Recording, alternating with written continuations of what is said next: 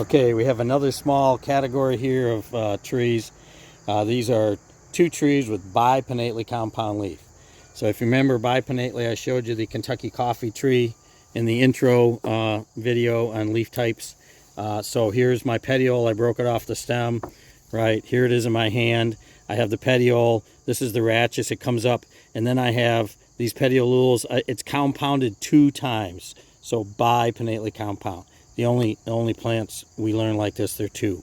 This is a Kentucky coffee tree, and this is honey locust. Super common honey locust. It's everywhere. It's overplanted.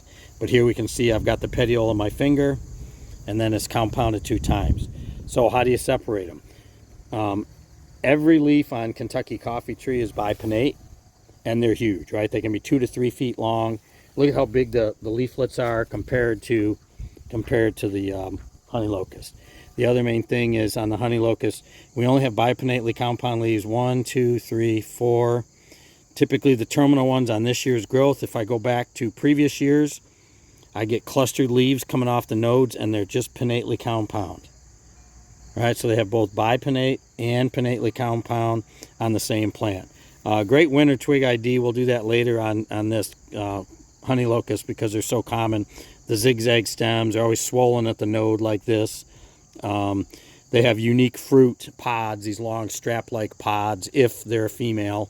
And the Kentucky coffee also has a pod, but it's much shorter. Again, we'll cover those when we do the fruit or winter ID.